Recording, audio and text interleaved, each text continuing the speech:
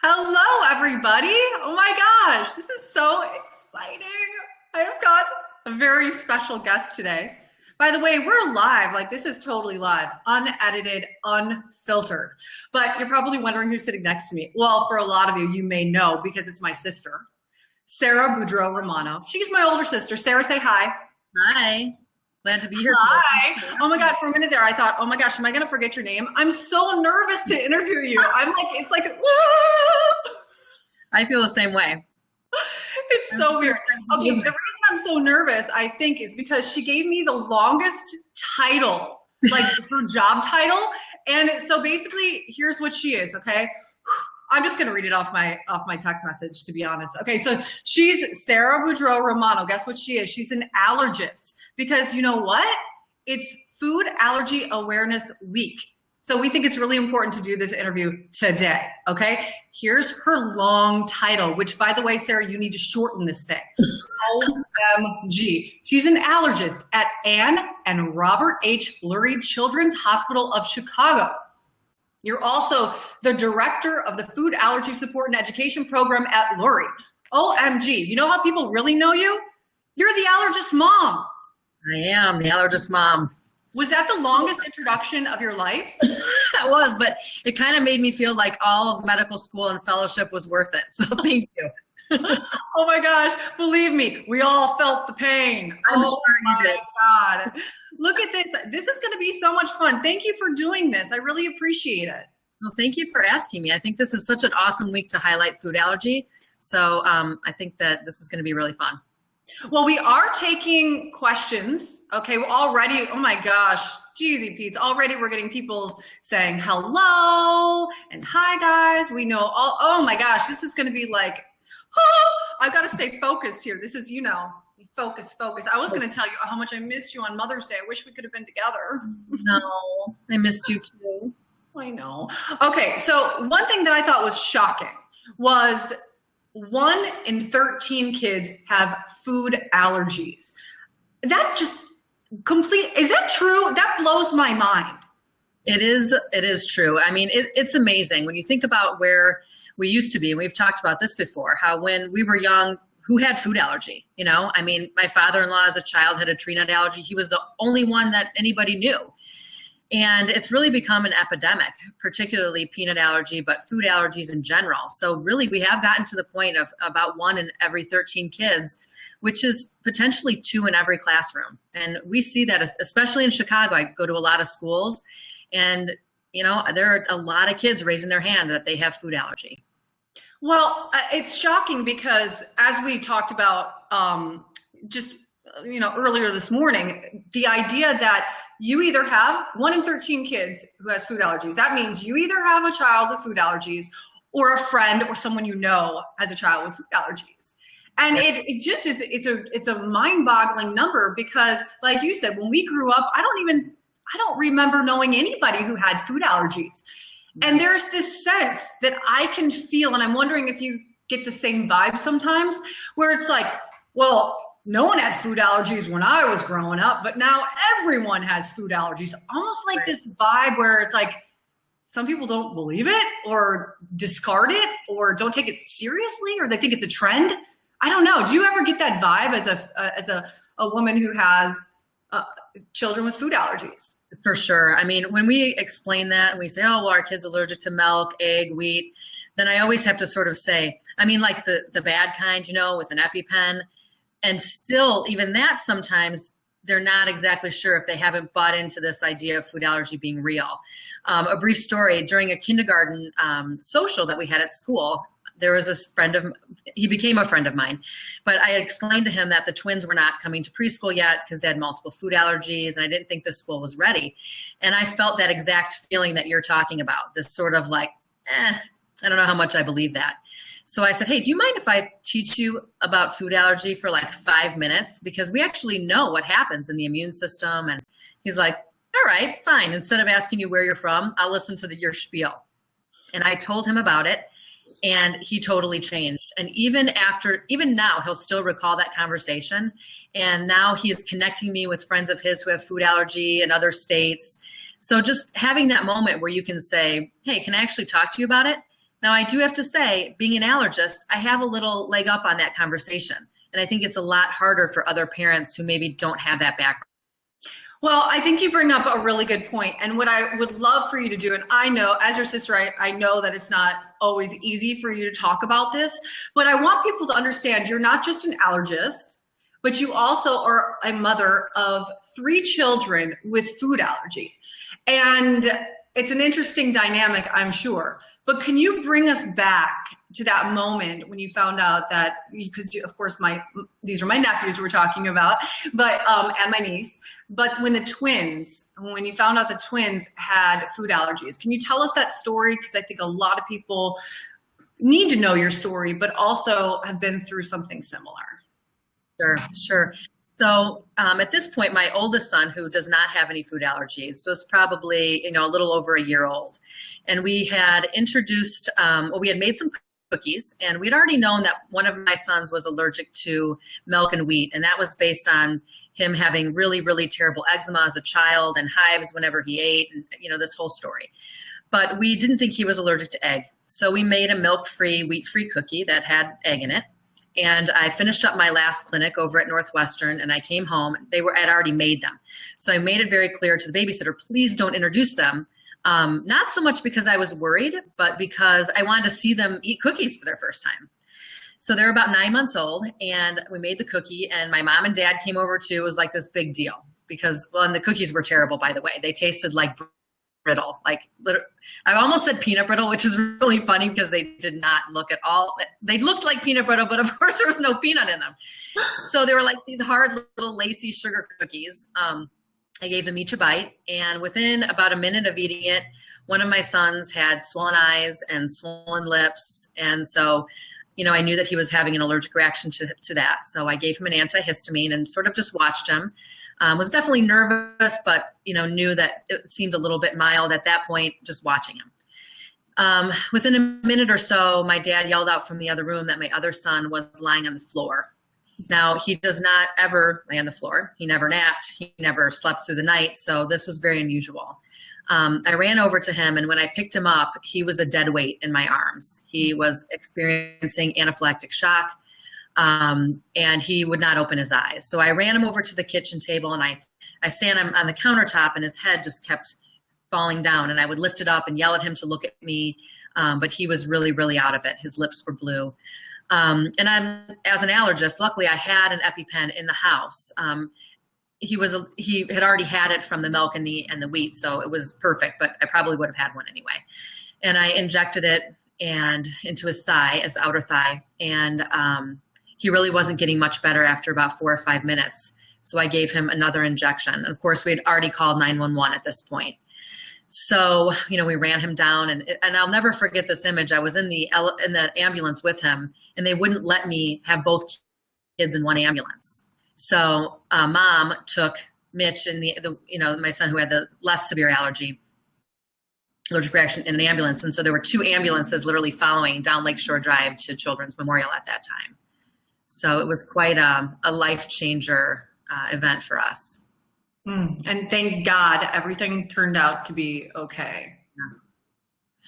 Yeah. It's so hard to imagine this, and it's such an emotional thing for me. Obviously, these are my nephews that we're talking about. It's a tough situation. So going back to that idea that sometimes you get that vibe. And I think a lot of food allergy parents often feel this way, that maybe people don't believe in it. Knowing what you've gone through and so many other people go through, does that hurt? Oh, yeah. It hurts because you feel like you have to retell the story in such detail and bring that pain up over and over again for people to truly understand it. I think that over the past year, there has been a lot more compassion about it. Unfortunately, many food allergy deaths of teenagers have hit the news. And so I think that has led people to the understanding that this is not something that we're making up or something that is a made up or yuppie disease, that this is actually real.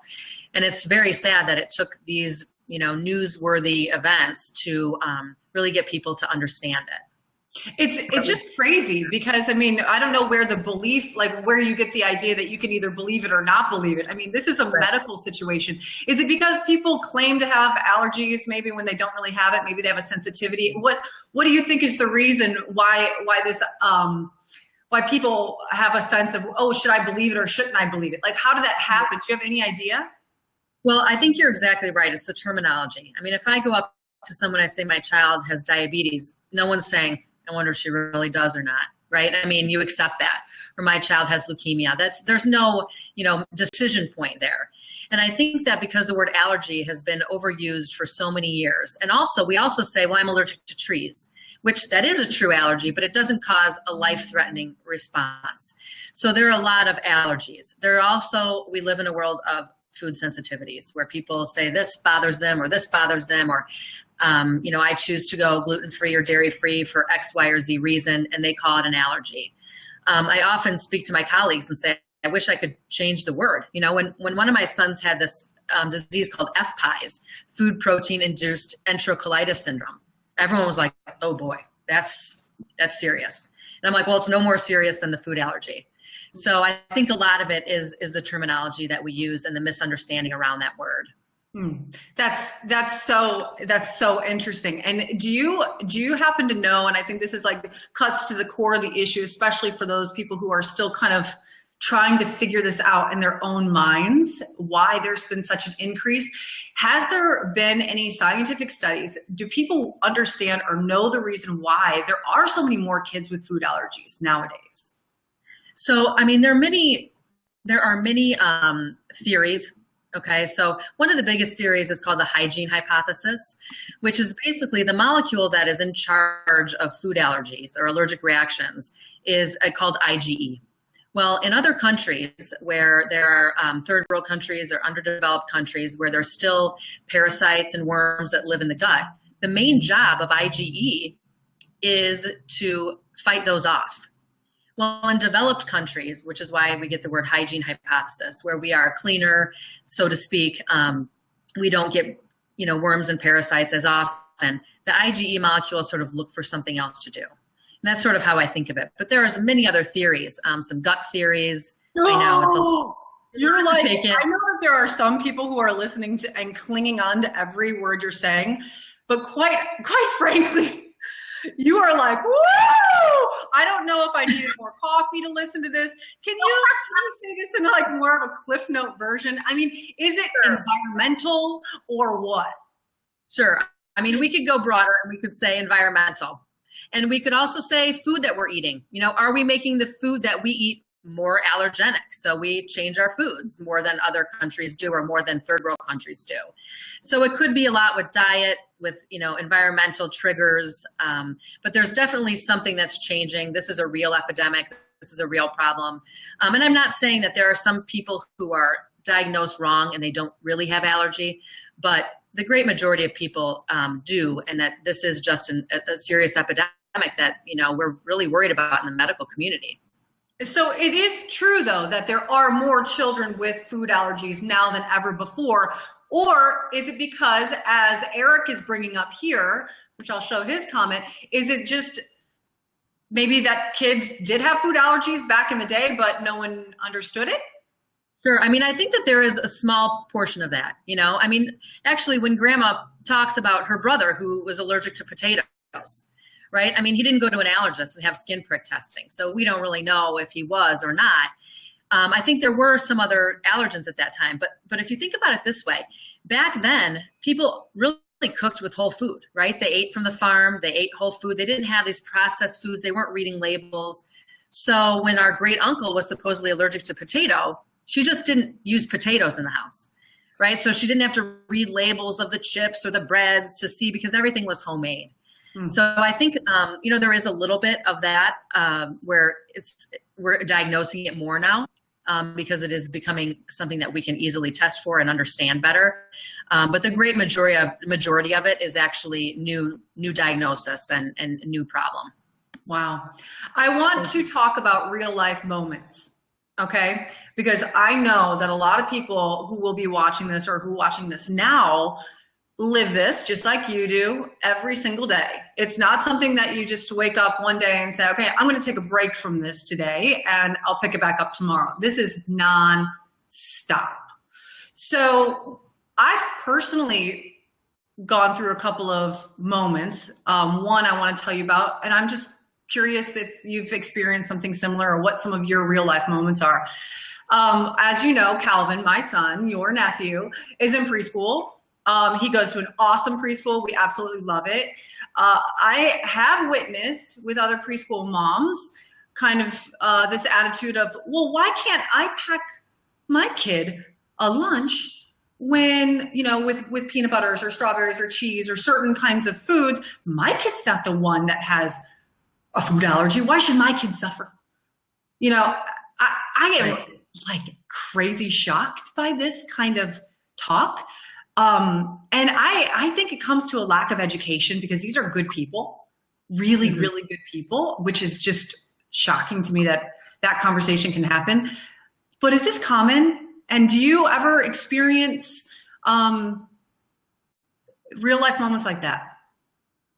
For sure. I mean, you know, when we first started going to school, it was a big deal to let the kids go to school, you know, mainstream, and with in a cafeteria, eating by their friends, and at the same time trying to make sure that they were included and not at an isolated table by themselves, etc.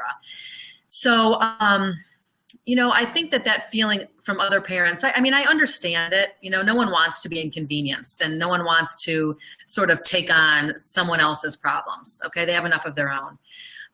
The difficulty with food allergy, I think, is that it's such a, we really depend on our community to keep the kids safe, unlike any other disease, because it has to do with touching things and putting it in your mouth and food just being around. So I think it's one of the few diseases where you actually call on your community to help out. And I think that when parents really understand that, and they can really put themselves in our shoes and be truly empathetic, that they can understand that we know that it's an inconvenience for you, but that small inconvenience can actually save our kid's life. And so if you're willing to really, really believe that and understand that and know that, I find it hard to believe that you're still going to fight against it. But I do think it's part of that empathy and part of that misunderstanding that, you know, we don't want our kids to die from this. And we know that maybe your kid only likes peanut butter, but, you know, trying to work together to figure out a plan that works for both of us. There's an emotional toll, I think, that this kind of, that food allergies